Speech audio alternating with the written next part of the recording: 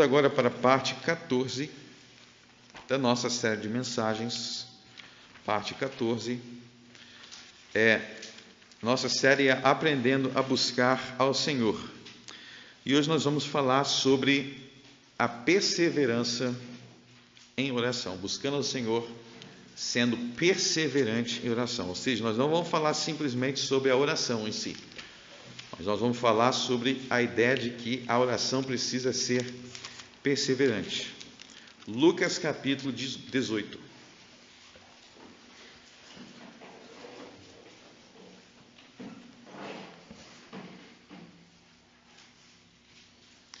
Lucas capítulo 18. Vamos ler dos versos 1 ao 8.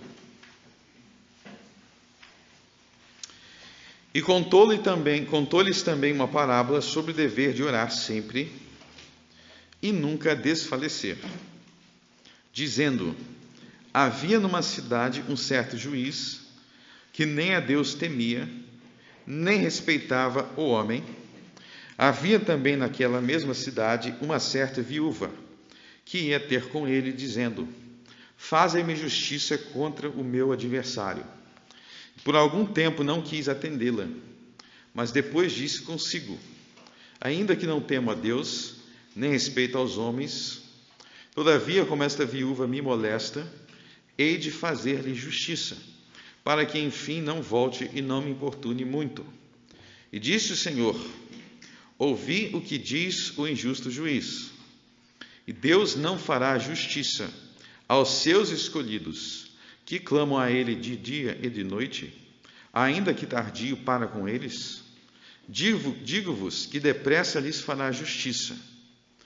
Quando, porém, vier o Filho do Homem, porventura achará fé na terra? Até aí. Então, nós temos aqui o Senhor Jesus contando mais uma vez parábola. Nas últimas semanas nós vimos diversas parábolas do Senhor Jesus dentro dessa temática de buscar ao Senhor, buscar a Deus. E aqui nessa parábola específica ele fala sobre, verso 1, o dever de orar sempre e nunca desfalecer. Ou seja, o dever de ser persistente, o dever de ser perseverante, o dever de não desanimar na oração. A parábola é sobre isso. E como nós já falamos sobre as parábolas anteriores, as parábolas do Senhor Jesus, elas têm um efeito diferente para aqueles que buscam a Deus e para aqueles que não buscam. Quero relembrar disso, né? Se você fosse alguém que não se importava em entender, não se esforçava para buscar entender a verdade de Deus, se você tivesse nessa categoria de pessoas, a gente vai ver a explicação do Senhor Jesus lá em Mateus 13, por exemplo, que as parábolas serviriam para te cegar, para que você não fosse capaz de entender as verdades do reino de Deus. Ou seja, teria um efeito, em Mateus 13, as parábolas têm um efeito negativo. Como assim? Como é que uma parábola pode servir para cegar em Mateus 13? Porque se você não é alguém que busca Deus, não é alguém que se preocupa em meditar, como diz o Salmo 1, você vai ouvir as coisas e se você exigir muito esforço de você, você não vai querer fazer aquele esforço, que você não está muito interessado e você não vai entender nada. Isso acontecia com muitos oponentes de Jesus. Jesus contava uma parábola e eles saíam sem entender nada. Por quê? Porque para entender a parábola, você tem que ter um coração regenerado, que tem o desejo de buscar as coisas de Deus, porque você vai refletir sobre as parábolas. Isso é uma coisa muito interessante ensinada no Salmo 1. O Salmo 1 diz que os justos são aqueles que não somente ouvem a lei do Senhor, mas eles meditam nela, de dia e de noite. Ou seja, a vida espiritual é algo que exige meditação, que exige reflexão, que exige pensamento. Quando você não pensa muito numa coisa, é porque aquilo não te interessa. A verdade básica é essa: você pensa nas coisas que te interessam. Você fica raciocinando, né? É igual os jovens apaixonados, né? O jovem apaixonado está pensando na moça de dia, de noite, de tarde. Se ele não está pensando nela, é porque ele não está apaixonado, né? Se ele não pensa nela, é porque ele não está gostando dela. Então tudo na vida é assim. Se você fica pensando demais em algo, é porque você gosta daquilo. E para você crescer na graça e no entendimento, você precisa pensar nas coisas de Deus, você precisa meditar nela. Por isso que para os justos, as parábolas eram muito úteis. Lembra que a gente falou aqui da parábola do filho pródigo? Aí você medita o que significa o filho pródigo, o que significa o pai, o que significa aquela festa. Aí você, ao meditar, vai ficar simples e aquela história tem um efeito de edificação para você. Ela é edificante porque ela revela verdade sobre Deus. Mas se você não meditar, você não vai chegar àquelas conclusões. Você vai perguntar, e daí? De repente fala assim, por que aceitou esse filho vagabundo, né, de volta? Deveria ter botado na rua. Você não entendeu a história. Então, é essa a diferença entre as parábolas para os que buscam ao Senhor e as parábolas para aqueles que não estão nem aí. E a Bíblia como um todo é assim. Deus não deu as verdades bíblicas simplesmente de mão beijada, como dizem. As verdades bíblicas precisam ser alcançadas através do esforço. Por isso que os preguiçosos não crescem. Quem tem preguiça mental, você sabe que existe preguiça não só do corpo. Existe preguiça mental, não quero pensar, não quero refletir. Então pense nisso sempre que você ler uma parábola. Pense que essa parábola vai exigir reflexão. E aí agora nós vamos lembrar que a parábola é uma história, onde cada elemento dessa história não tem um significado, não é para você entender literalmente. Como uma história real. Por exemplo, a gente lê sobre Moisés no deserto. Não é uma parábola, é uma história verídica de o que aconteceu. Igual se eu falar a sua história. Parábolas, elas ensinam coisas verdadeiras, mas através de símbolos. E essa parábola aqui, Jesus vai falar sobre um juiz e sobre uma viúva. Verso 2, dizendo: havia numa cidade um certo juiz, que nem a Deus temia, nem respeitava o homem. Então Jesus introduz um personagem na parábola, que é o juiz, e ele vai caracterizar esse juiz por duas coisas: ele não temia Deus e ele não respeitava o homem. E isso aí é interessante observar, então, que para Jesus essa é a característica de um juiz corrupto. A característica de um juiz corrupto, a característica de um juiz ruim, a característica de um juiz perverso tem duas características principais. Número 1, ele não teme a Deus.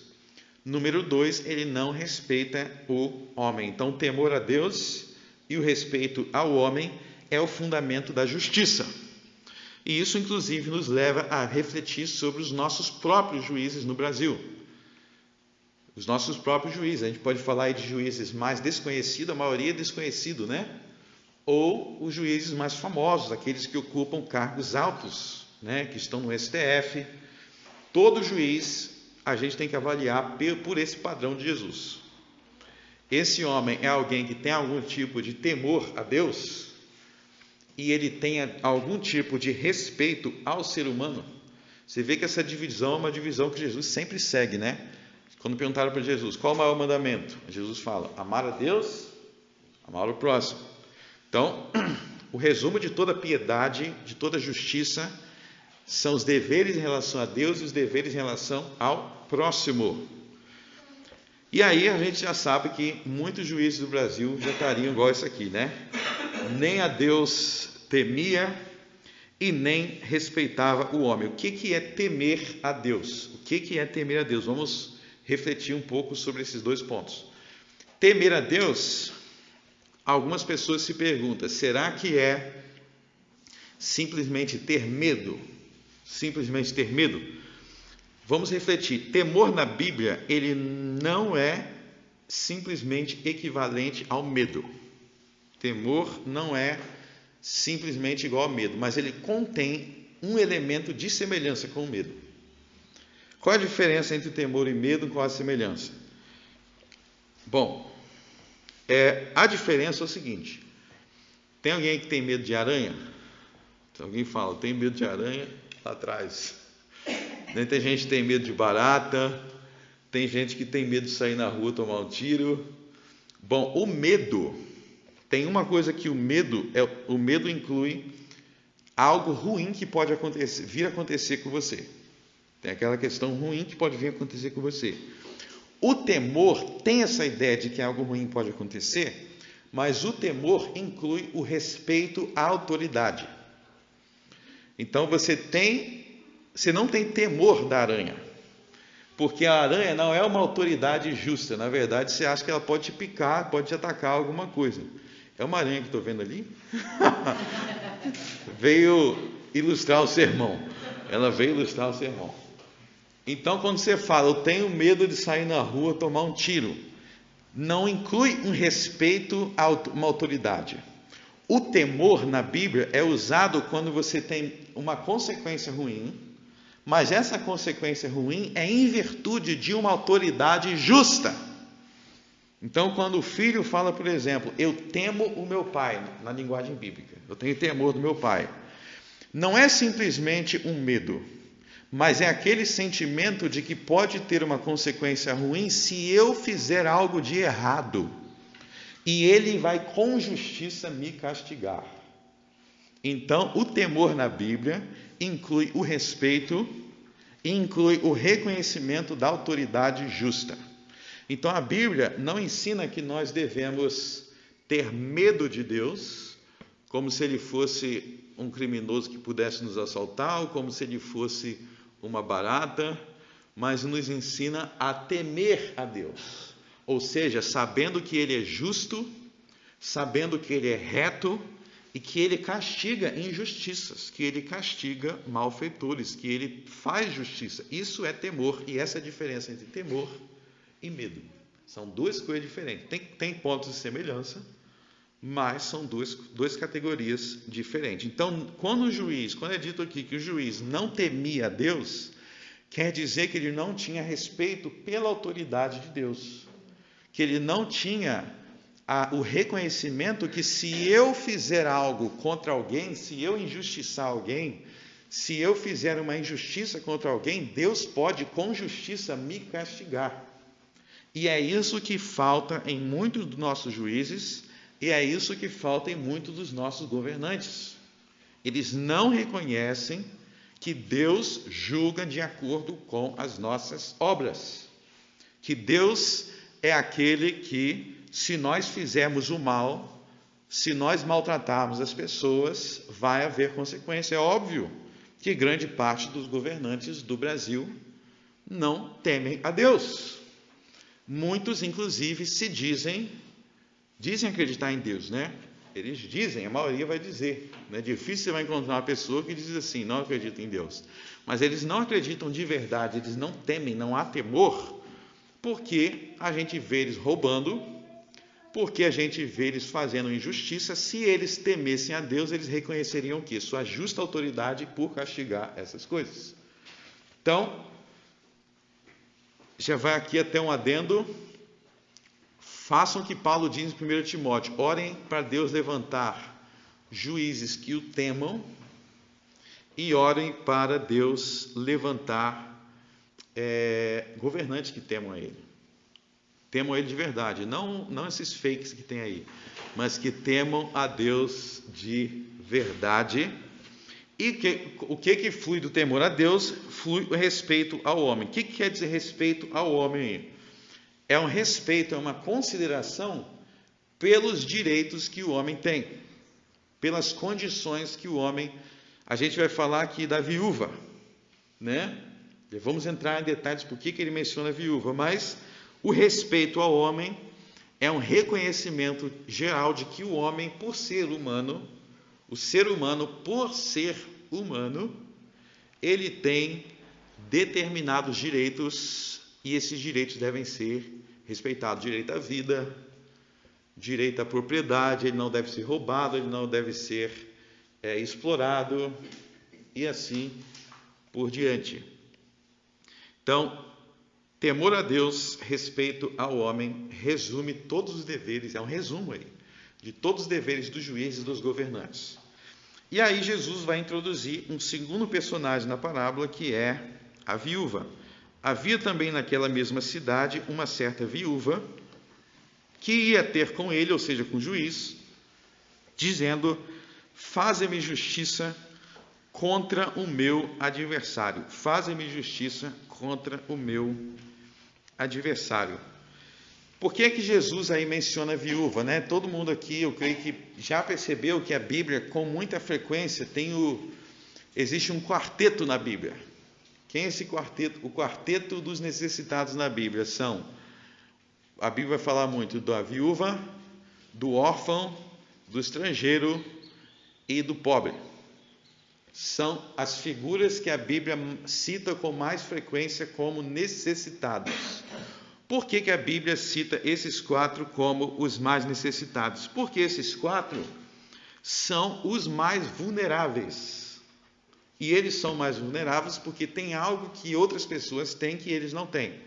Então, o órfão não tem o quê? O órfão não tem pai, né? Então, o órfão, quando ele fala de órfão, você imagina uma criança sem pai. Será que uma criança sem pai, ele está no mesmo grau de segurança que uma criança que tem pai e mãe? Não, ele está mais vulnerável. É isso que é um órfão. Se vocês olharem para as estatísticas criminais, vocês vão ver que existe uma proporção maior de órfãos que são vítimas de abuso sexual, órfãos que são vítimas de um monte de coisa. Os órfãos, se você comparar a criança que tem pai e a mãe e criança órfã, os órfãos são vítimas mais frequentes. E até mesmo aqueles que têm até pai e mãe, mas quando são largados, né? O pai e a mãe não liga, ou o pai é ausente, normalmente também se forma vítima mais frequente. Por quê? Porque está mais vulnerável. Então a criança precisa de proteção quando a criança é órfã, por isso que a Bíblia cita o órfão como mais vulnerável. A mesma coisa com a viúva, né? Normalmente, né, tem exceções, mas normalmente a viúva é a mulher mais idosa sem marido. Então também uma mulher com mais idade que não tem marido, morreu o marido, né? Existem viúvas mais jovens também, mas na maioria dos casos já é uma mulher com mais idade. Mas de forma geral, a viúva, a ideia é uma mulher que não tem marido e o marido tem a função de proteger a mulher. Só vocês pararem para pensar que, mas eu não acho que a mulher, por ser viúva, deva ser vítima das coisas. Não, a questão não é que é certo. A questão é que é assim que funciona, porque ela está numa posição mais fraca. Ela está numa posição mais fraca. E a mesma coisa do pobre.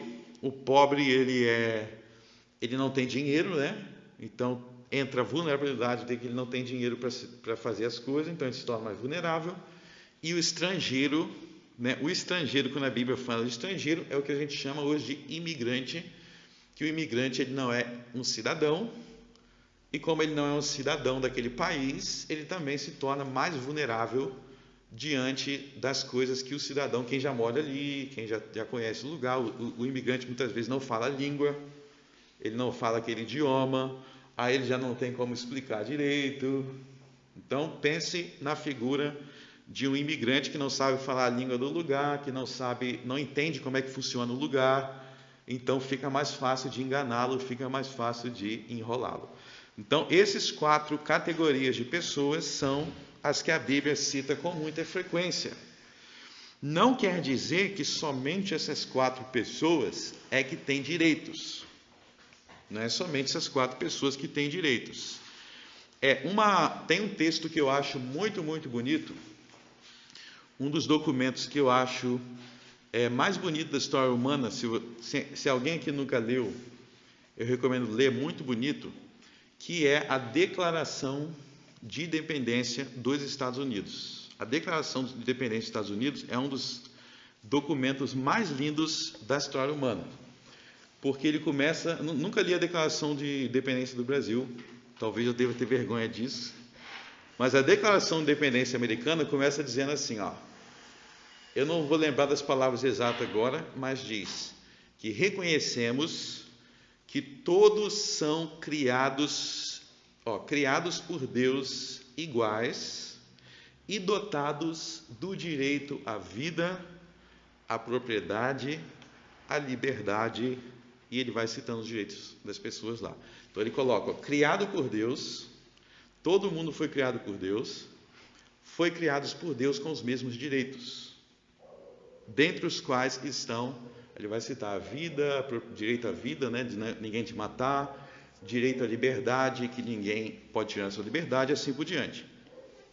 E no contexto da história americana, né, depois que teve essa declaração de independência, um tempo mais tarde estourou uma guerra, e um dos motivos dessa guerra era, para resumir, um dos motivos dessa guerra é se aqueles direitos que eles disseram que todos os homens são nascidos com esses direitos, alguns não estavam querendo que esses direitos se incluíssem aos negros, porque os negros estavam sendo privados do direito à propriedade, do direito à liberdade.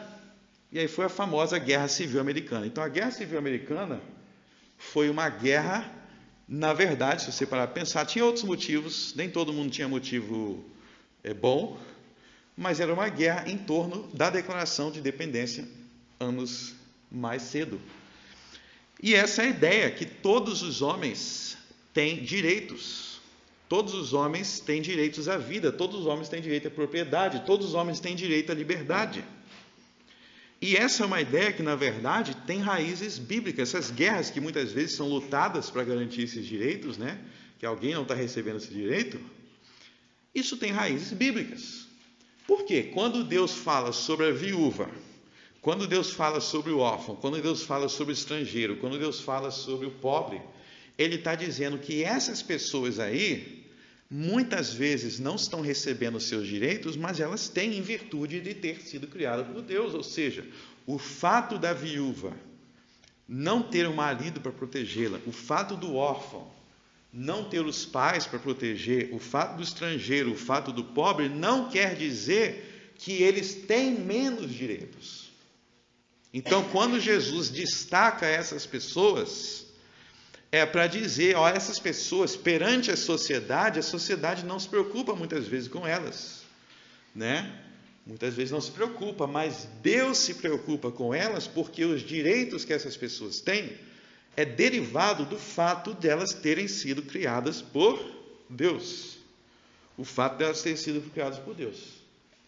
Por isso que eu gosto muito dessa declaração de independência. Eu tenho a impressão de que eles leram Romanos capítulo 1, Romanos capítulo 13 e escreveram. Essa é a impressão que eu tenho.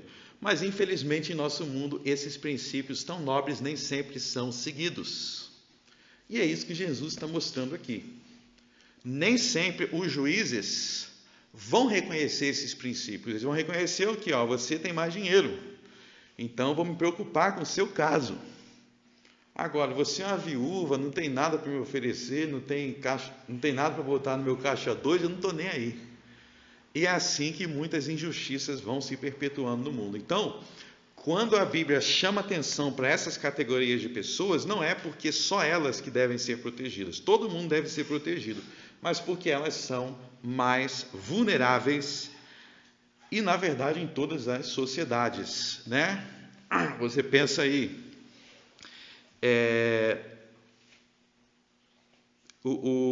viúva, né?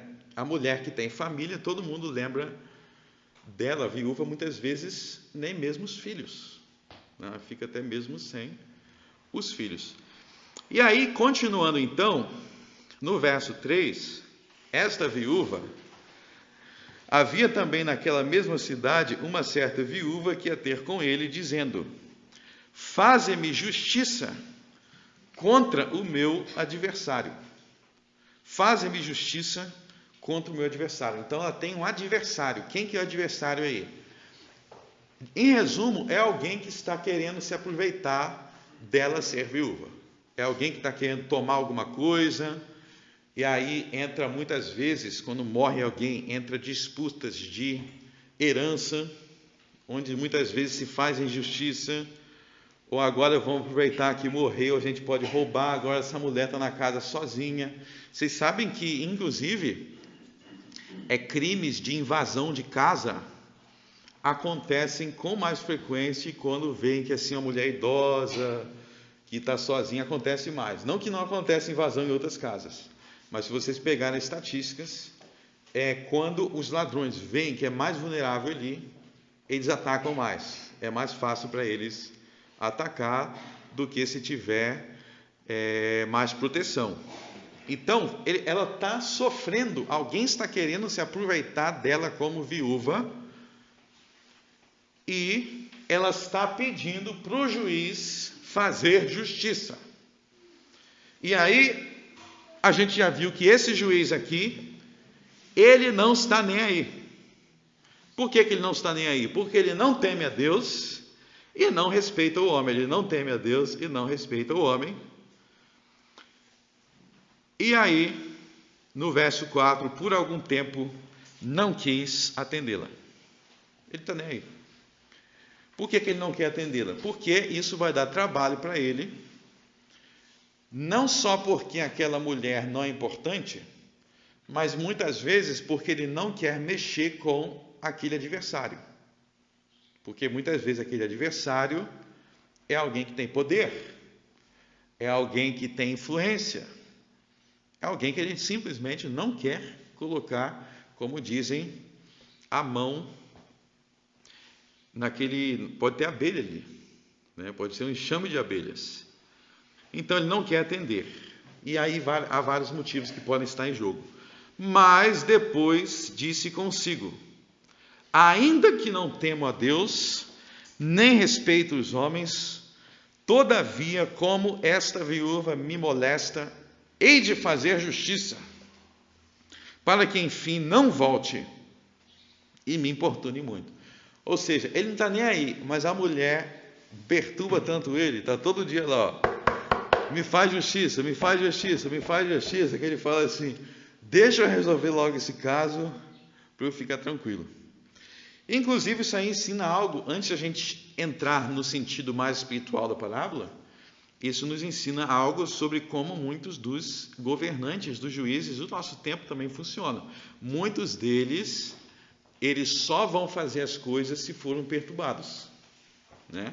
Inclusive, entra aí a importância de um dos nossos direitos constitucionais, que nós como brasileiros temos, é o direito de fazer reclamações pacíficas, se reunir, tem aí marchas, né? Coisas que as pessoas exigem direitos. É uma forma de perturbar os juízes, né? É uma forma de perturbá-los.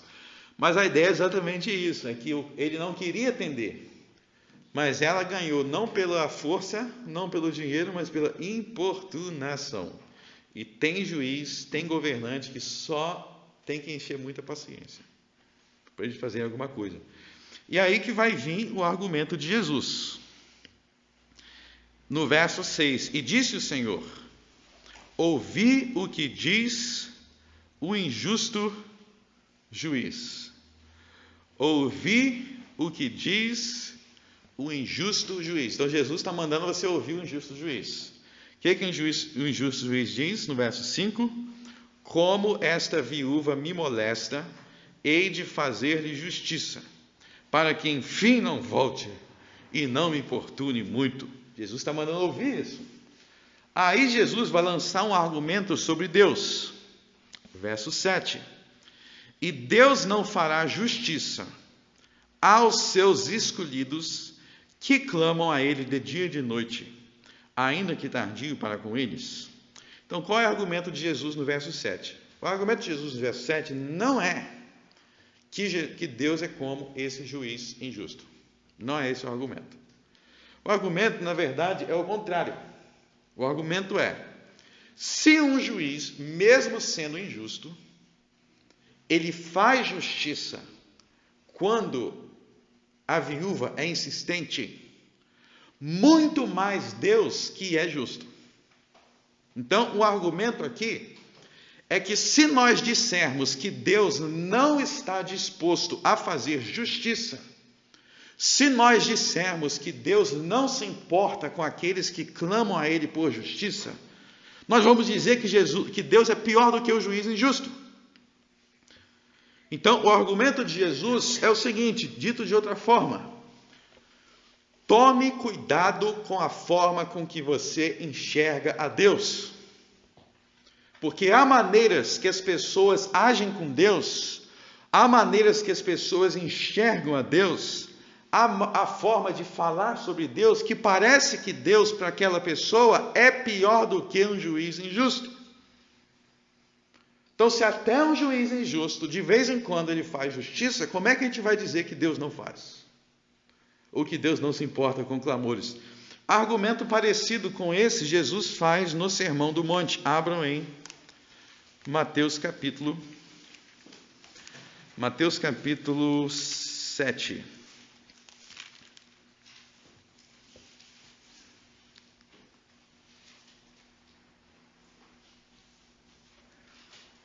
Verso 9.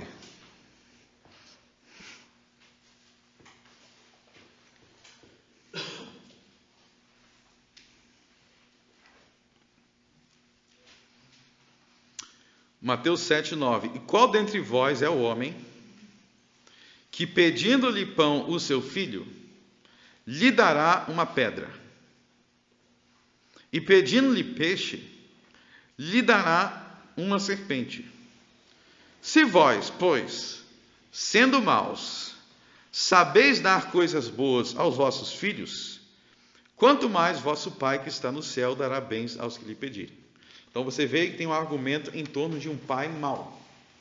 Então mesmo um pai que não é um bom pai, até pais que são péssimos pais, se o filho pedir um peixe, ele não vai dar uma serpente. Jesus está falando. Ou se o filho pedir pão, ele não vai dar uma pedra. Come essa pedra aqui, come essa cobra aqui. Ou seja, um pai que ele dá comida para os filhos comer, ele não é um bom pai por isso. É um dos argumentos de Jesus. Só dar comida, dar dinheiro, não é o mínimo. Até um pai ruim faz isso. Para pensar. Os pais ruins, essa parte eles fazem. Se não fizer nem isso, aqui que o apóstolo Paulo diz, se não fizer nem isso, é pior do que um infiel. Porque ele não está fazendo nem o que os maus fazem. Mas dar comida para os filhos é o mínimo. Então, Jesus está falando, se um pai, até um pai ruim, ele dá comida para o filho, se a gente falar que Deus não se importa em prover para nós, se a gente disser que Deus não se importa em dar aquilo que nós pedimos, nós estamos retratando Deus, nós estamos enxergando Deus como pior do que um pai ruim. É esse o argumento de Jesus. Então, não permita que a sua visão de Deus comece a refletir sobre a forma com que você enxerga Deus, e sendo mais específico, a sua vida de oração reflete a forma com que você enxerga Deus. É isso que Jesus está dizendo. A sua vida de oração é um reflexo da forma com que você enxerga Deus. Então, se você está constantemente pensando que não adianta pedir a Deus, que não adianta orar, que não é algo tão importante assim, você está colocando Deus como pior do que um juiz injusto e está colocando Deus como pior do que um pai mau. Porque até um pai mau, ele dá dinheiro, ele dá comida. Isso é um básico da humanidade. Né? Tem pais que são terríveis dentro de casa, mas tem o horário do jantar.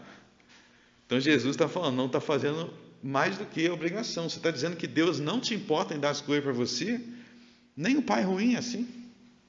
Quanto mais o Pai Celestial. Jesus faz um argumento parecido também no final do capítulo 5.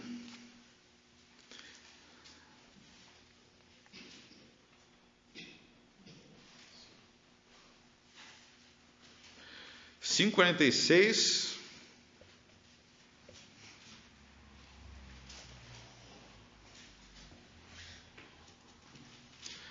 Pois se amardes os que vos amam, que galardão tendes? Não fazem os publicanos também os mesmos? Quem são os publicanos? Eram os cobradores de impostos corruptos. Jesus está dizendo, até os corruptos amam quem ama eles, fazem o bem quem faz bem a eles. Então, se você só fizer o bem a quem faz o bem por você, parabéns, mas os corruptos também são assim. Então, você não está melhor do que isso. Isso é o básico. Verso 47. E se saudardes unicamente os vossos irmãos, que fazeis demais? né, dar bom dia só para os irmãos, ou saudar só com os irmãos, só falar aqueles que são meus íntimos. Isso aí os publicanos também fazem. Então, você vê essa linha de raciocínio permeia o ensino de Jesus. O raciocínio de que nós não podemos deturpar o entendimento que nós temos de Deus através de nossas orações fracas. Voltando para Lucas 18. A ideia, então, é que quando nós oramos, nós estamos refletindo aquilo que nós cremos sobre Deus. Aquilo que nós esperamos de Deus reflete se nós cremos que Deus é um Pai bom, reflete se nós cremos que Deus é um juiz justo, ou se implicitamente, mesmo sem dizer com a boca, nós não estamos tratando Deus como pior do que um pai mau, como pior do que um juiz injusto. Ou seja, não ser perseverante na oração, em busca da justiça, é dizer como se Deus não se importasse com a justiça. E aí eu desafio todos a sondarem os seus próprios corações. Vocês creem verdadeiramente que Deus se importa com a justiça? Vocês creem verdadeiramente que quando algo injusto acontece, aquilo é algo que Deus se importa? Aquilo é algo contra o qual Deus se ira?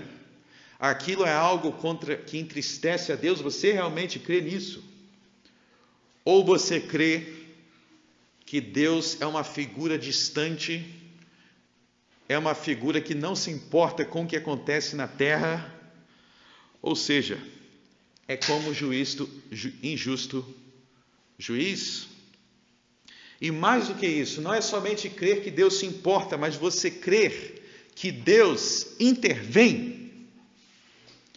Tu crês que Deus se importa de tal forma com a justiça que Ele intervém para punir os injustos e exaltar aqueles que estavam sendo injustiçados? Vocês creem nisso? Eu digo o seguinte, meus irmãos, que a causa de muita injustiça no mundo é a falta de oração. Nesta parábola, Jesus vai explicar por que há tanta injustiça no mundo. Ele não vai dizer somente que Deus é justo e que Deus intervém, mas ele diz que há muita injustiça onde Deus não intervém, porque há poucos clamores, há poucas viúvas clamando a Ele. Ele vai perguntar no verso 7. E Deus não fará justiça aos seus escolhidos, que clamam a Ele de dia e de noite, ainda que tardio para com eles? O que quer dizer tardio para com eles? Olha só no final do verso 7, tardio para com eles. E no início do verso 8, ele diz, digo-vos que depressa lhes fará justiça. A princípio pode parecer uma contradição. É tardio, ou seja, demorado, ou é depressa? Veja quando ele fala que tardio para com eles. Ou seja, pela perspectiva humana, parece que Deus está demorando. Parece que Deus não está sendo rápido. Mas, na verdade, é depressa que Deus fará justiça. Então, nós temos aí duas perspectivas. A perspectiva humana de achar que a justiça de Deus não está sendo tão rápida quanto a gente queria. E a perspectiva de Deus de que, na verdade, o julgamento de Deus foi no momento que deveria ser. Então, Deus julga no momento que deve ser, e aqui nós aprendemos que Ele julga em resposta à oração perseverante dos homens. E nós temos várias histórias bíblicas que ilustram isso. Várias histórias bíblicas. A gente volta lá no Gênesis. Vocês lembram quando foi a primeira vez que Deus enviou pragas contra o Egito? Não foi no tempo de Moisés, foi no tempo de Abraão. Abraão viajou, passou pelo Egito e tentaram raptar Sara. Acharam Sara muito bonita e roubaram Sara, e Deus começou a mandar praga contra o Egito para defender Sara. Vocês avançam na história e vocês lembram que Sodoma e Gomorra eram povos muito opressivos, eram povos terríveis, grandes pecados contra os pobres, os fracos, necessitados. E vocês lembram lá no livro de Gênesis que o povo começou a orar contra Sodoma e Gomorra, até que Deus destruiu Sodoma e Gomorra. Vocês lembram no livro de Êxodo, todo mundo lembra da saída do povo de Israel do Egito, que quando Deus interviu para salvar o povo de Israel do Egito, da escravidão do Egito. Só que poucos se esquecem que Êxodo capítulo 2 ensina que essa libertação, essa intervenção de Deus para salvar Israel da escravidão do Egito, ela aconteceu porque o povo orava. E Deus diz: eu vim libertá-los porque eu ouvi o seu clamor e eu vim julgar o Egito. Então a destruição de Sodoma e Gomorra era Deus atendendo às orações das vítimas dos sodomitas. A destruição do Egito foi Deus atendendo às orações das vítimas da escravidão do Egito. E ao longo de toda a história do Velho Testamento, nós constantemente vemos pessoas vítimas de opressão, precisando de justiça, sofrendo maldade, e Deus intervindo mediante as orações dos seus escolhidos, verso 7, e não fará justiça aos seus escolhidos, que clamam a Ele de dia e de noite. Essa frase de Jesus, ela é confirmada desde Gênesis até Malaquias.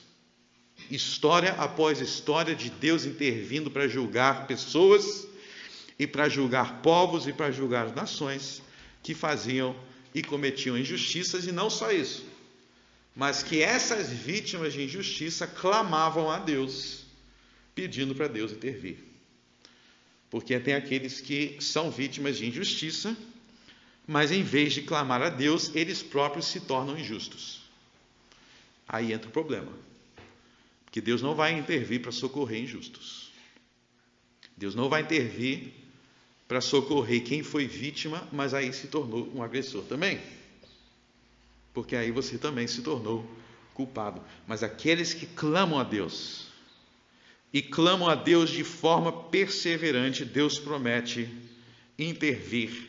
Verso 8, digo-vos que depressa lhe fará justiça, depressa lhe fará justiça. Então, meus irmãos, eu desafio vocês, parem de deturpar a Deus, parem de deturpar o caráter de Deus, parem de tratar a Deus como se Ele fosse um pai mau, parem de tratar a Deus como se Ele fosse um juiz injusto.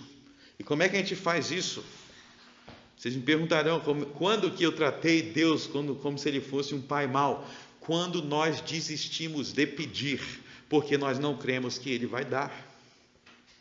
Quando nós desistimos de clamar, porque nós deixamos de crer que Ele fará justiça, nós estamos tratando a Deus como um juiz injusto. Vamos parar com isso. E vamos clamar de dia e de noite, ou seja, perseverança de dia e de noite. Eu quero até fazer um desafio de um teste para vocês. Pensa em algo que é muito importante que aconteça na sua vida.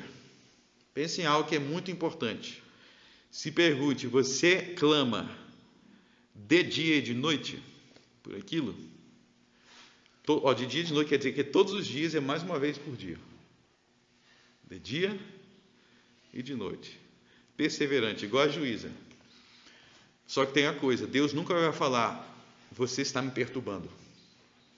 Esse, aliás, é um dos grandes desafios para a oração, né? A gente acha que a gente está incomodando a Deus. Olha só como que o ser humano é burrinho, né? Ele acha que Deus está incomodado com você porque você está orando. Isso é sério, gente? Como é que a gente entra nesses pensamentos malucos aqui? O que Deus mais quer é que você ore. Deus não, quando a gente pensa que Deus está incomodado porque a gente está orando demais, aí você saiu da fé e entrou na loucura, e você está dizendo que Deus é como esse juiz injusto. Você está dizendo como se Deus fosse um juiz que não está nem aí para você. Tirem da cabeça a ideia de que Deus só te atura ou que Deus não está nem aí para você, e coloque na sua mente a verdade que Deus te ama e Ele ama te ouvir. Senão você está... até um pai ruim, a maioria dos pais ruins, eles gostam do filho deles, de alguma forma. A maioria dos pais ruins, eles têm algum afeto pelo filho dele. Se o filho aparecer na casa, vai receber. Mesmo sendo, pode ser doido, se nem isso ele tiver, é porque o cara é muito ruim. Mas a maioria dos pais ruins. Então, se você está dizendo que Deus, o Pai, não está muito afim de te ouvir, que ideia é essa que você tem de Deus? Que ideia é essa que a gente criou de Deus? Como se Deus está constantemente querendo te ouvir, até nas maiores besteiras que você tem para falar, você tem que falar com Ele, porque Ele vai te consertar, vai te ensinar, vai te instruir. Ele quer te ouvir. E aí entra algo importante também no verso 8, desculpa. Quando, porém, vier o Filho do Homem, porventura achará fé na terra. Esse verso aí, ele é mal compreendido por diversas pessoas.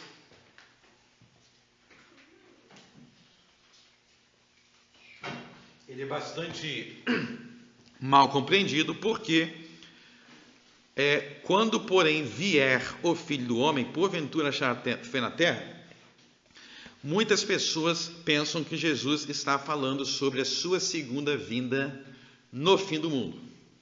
Ele está dizendo, quando tiver Jesus voltando nas nuvens, será que ele vai encontrar fé na terra? Não é esse o sentido dessa pergunta. Por que não está falando da vinda de Jesus? Porque se ele estivesse falando da vinda de Jesus, não faria sentido no contexto da parábola. Por quê? Essa última pergunta aí, ela é uma explicação das situações em que Deus não intervém para julgar. Vou repetir. Essa pergunta é uma explicação das situações em que Deus não intervém para julgar. Porque ele diz assim, no verso 7 e 8, ele diz que em relação aos escolhidos, em relação aos eleitos de Deus, os escolhidos, uma das características dos escolhidos é a oração. Então, os escolhidos, eles clamam a Deus de dia e de noite, ou seja, eles têm fé em Deus, e ao ter fé, eles oram a Deus, e ao orar a Deus, Deus intervém para fazer justiça em resposta à oração deles. Então, Deus tem os escolhidos oram a Deus, eles são perseverantes na oração, e em resposta à oração, Deus intervém e faz justiça, não é isso? E aí, quando ele faz a pergunta, quando, porém, vier o Filho do Homem, porventura achará fé na terra, ele está falando da ausência da fé que ele encontraria, e que essa ausência de fé seria a razão para ele não julgar. E isso não condiz com a segunda vinda de Cristo, porque na segunda vinda de Cristo, Jesus vai vir exatamente para julgar.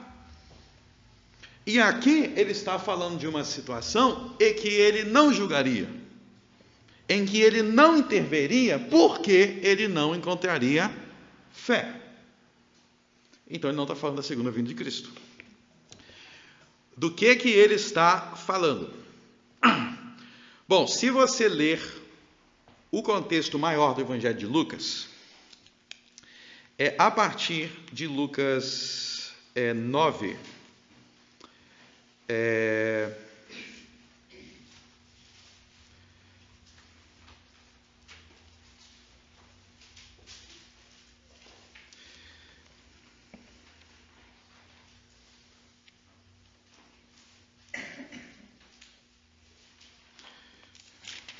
Lucas 9, e eu não vou ver aqui o verso agora, mas eu vou resumir para vocês. A maior parte do Evangelho de Lucas, ele é a última viagem de Jesus até Jerusalém. A maior parte do Evangelho de Lucas está narrando a última viagem que Jesus fez para Jerusalém antes de ser preso. E vocês vão ver que ao longo desta viagem, Jesus vai contando diversas parábolas, incluindo essa daqui, que vão, além de anunciar verdades eternas sobre o Evangelho, Jesus vai diversas vezes proclamar e profetizar o juízo de Deus, o julgamento de Deus contra Israel que aconteceria. Então, eu vou mostrar alguns desses aí. Vocês estão no capítulo 18, né? Vão, por exemplo, no capítulo 19. O capítulo 19 é o fim da viagem de Jesus. E aí, no 19, ele chega em Jerusalém. Olha só o que ele diz quando ele chega perto de Jerusalém. Capítulo 19, verso 41. E quando ia chegando, vendo a cidade, chorou sobre ela, dizendo: se tu conhecesses também, ao menos nesse dia, o que a tua paz pertence. Mas agora isto está encoberto aos teus olhos. Porque dias virão sobre ti, em que teus inimigos te cercarão de trincheiras, e te sitiarão, e te estreitarão de todos os lados, e te derrubarão, a ti e aos teus filhos que dentre ti estiverem, e não deixarão em ti pedra sobre pedra, pois que não conhecestes o tempo da tua visitação. Então, o que Jesus está dizendo quando ele chega perto de Jerusalém? Ele profetiza que Jerusalém seria destruído e que não ficaria pedra sobre pedra em Jerusalém. Quando é que isso aconteceu? Isso aconteceu 40 anos depois de Jesus. Os romanos atacaram, fizeram isso daqui, cercaram Jerusalém. O Império Romano destruiu Jerusalém, destruiu Israel. Todo o país foi destruído. E aí Jesus aqui, ele dá uma explicação para a qual eles seriam destruídos. Ele dá uma explicação. Por que Israel seria destruído? Verso 42. Se tu conhecesses também, ao menos neste dia, o que a tua paz pertence. Mas agora isto está encoberto aos teus olhos. Ou seja, se vocês percebessem que eu, Jesus, o Cristo, o Messias, neste dia cheguei. Se vocês tivessem me reconhecido. E a mesma coisa no final do verso 44. Por que não deixaria pedra sobre pedra? Por que seria tudo destruído? Porque eles não conheceram o dia da visitação, o dia em que Jesus os visitou. Eles não reconheceram Jesus. O que eles fizeram? Eles crucificaram Jesus, eles humilharam Jesus, eles submeteram Jesus à pior das humilhações, e por isso que Israel seria destruído. Por isso que não ficaria pedra sobre pedra. Veja outra coisa também, é que acontece na chegada de Jesus em Jerusalém. Volte no Evangelho de Mateus. O que acontece depois desta chegada de Jesus em Jerusalém? Evangelho de Mateus, capítulo 21.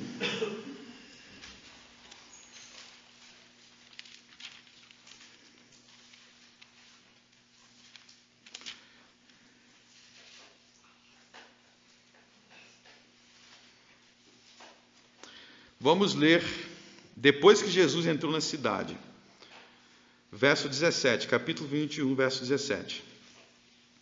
E deixando-os, saiu da cidade para Betânia, e ali passou a noite. E de manhã, voltando para a cidade, teve fome. E avistando uma figueira perto do caminho, dirigiu-se a ela, e não achou nela senão somente folhas. E disse-lhe: nunca mais nasça fruto de ti para sempre. E a figueira secou imediatamente. E os discípulos, vendo isto, começaram dizendo: como secou imediatamente a figueira? O que essa figueira representa? Presta atenção. Jesus, ele viu a figueira, ela parecia que tinha fruta, ele estava com fome, parecia que tinha fruto, tinha as folhas, quando ele chegou perto, não tinha. Ou seja, parecia que era, mas não era. E aí o que ele fez? Ele amaldiçoou a figueira. O que Jesus faz aí na maldição da figueira representa Israel. A figueira representa Israel. O que era Israel? Parecia que era, mas não era. Parecia que daria fruto, mas não dava. Logo, ela foi amaldiçoada, para que fosse destruída, como a figueira que secou. Então, o que nós vemos em Lucas 19, e aí em Mateus 21, pode voltar para Lucas 19, é a ideia que Jesus visitou Jerusalém, Jesus visitou Israel.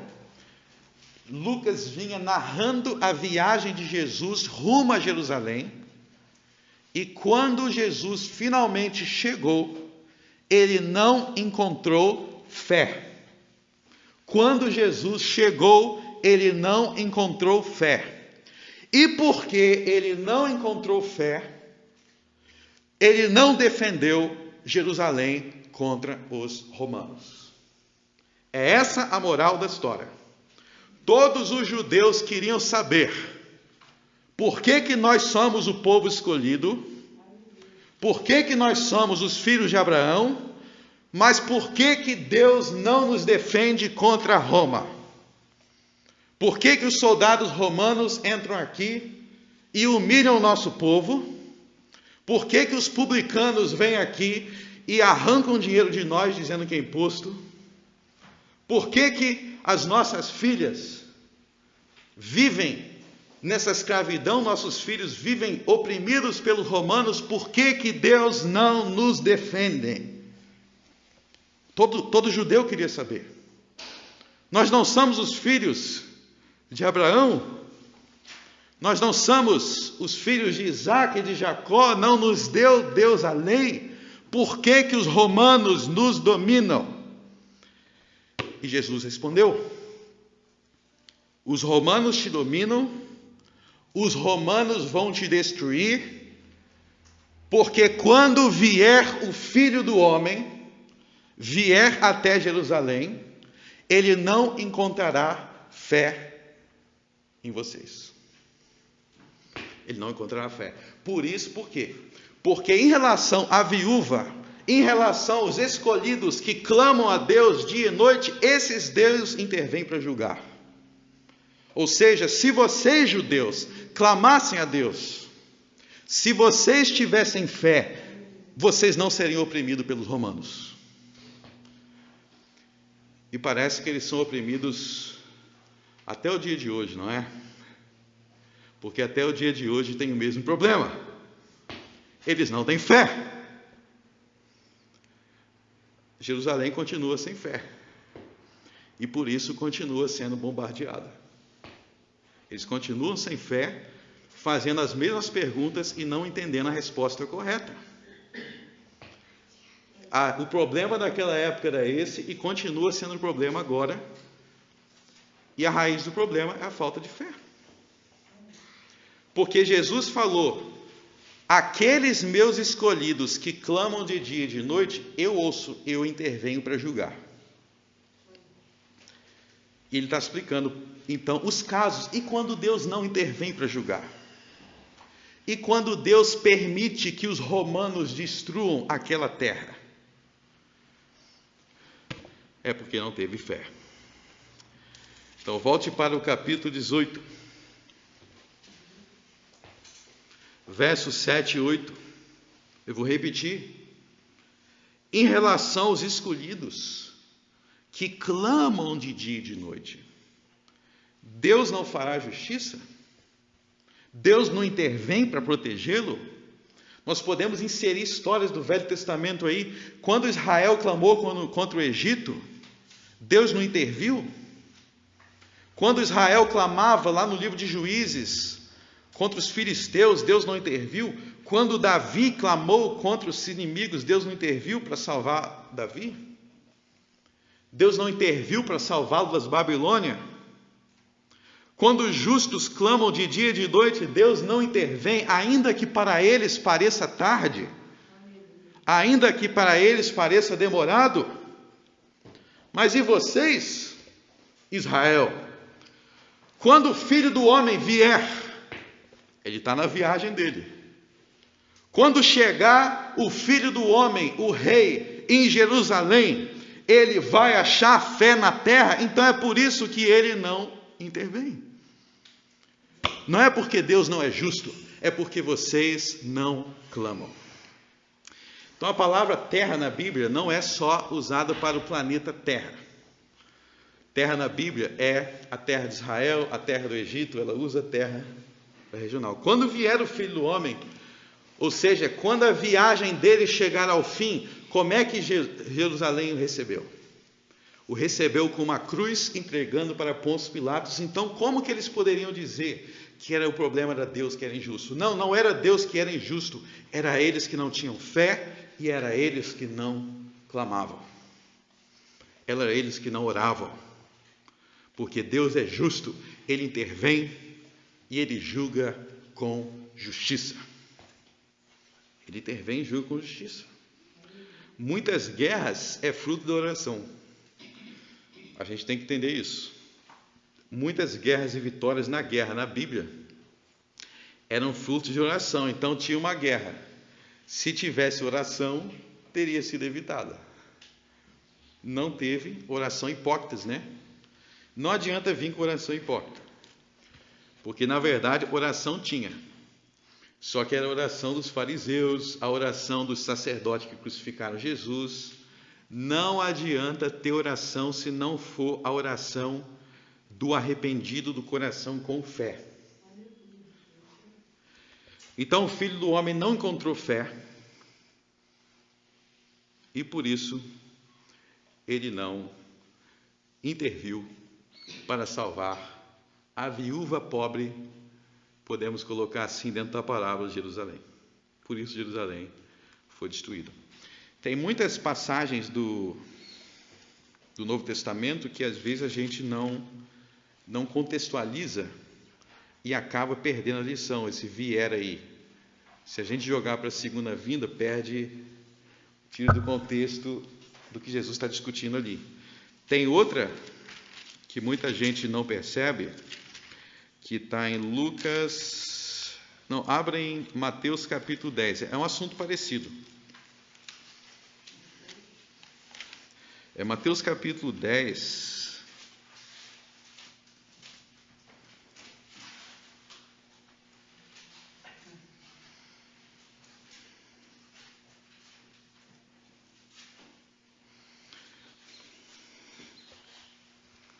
Verso 34.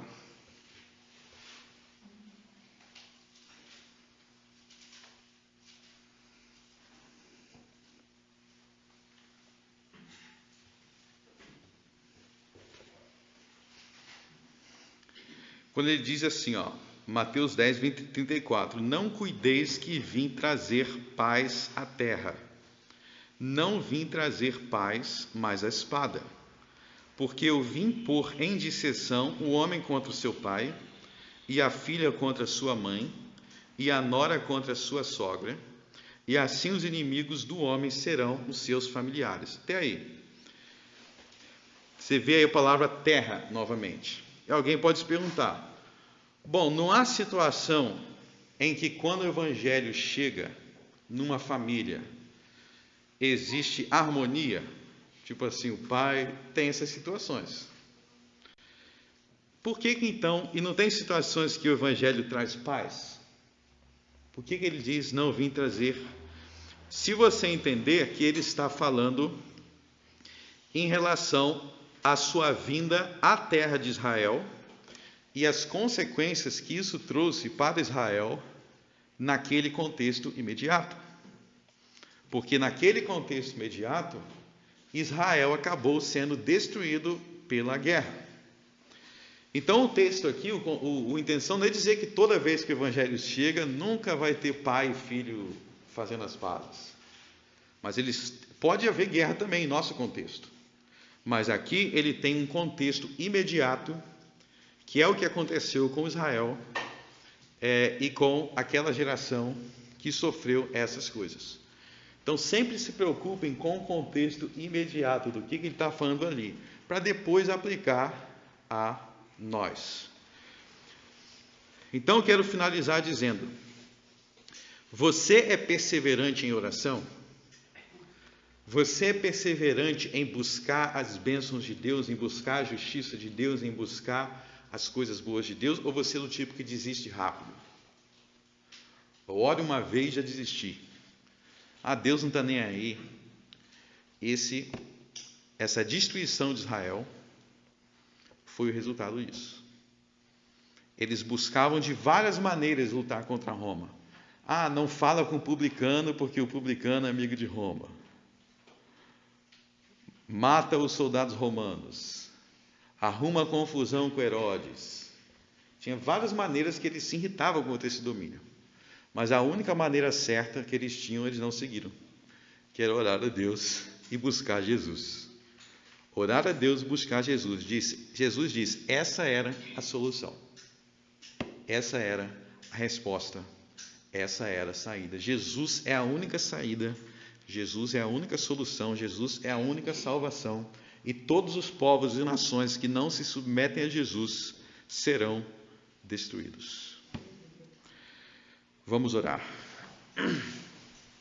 Senhor, nosso Deus, nosso Pai, graças te damos porque Tu és um juiz justo. Tu és um Pai amoroso.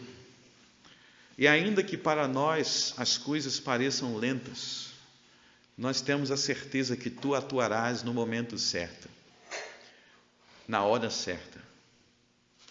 Ó Senhor Deus, obrigado porque Jesus Cristo é um justo juiz e nós podemos clamar a Ele. Ele não é como esses juízes corruptos humanos. Por isso nós devemos crer nele, confiar nele, segui-lo, porque as nações e os povos que não obedecem experimentam desgraças. Quantas famílias estão destruídas? Quantas nações estão destruídas? Quantos povos estão destruídos porque têm desprezado o Evangelho? Não nos permita desprezar Jesus.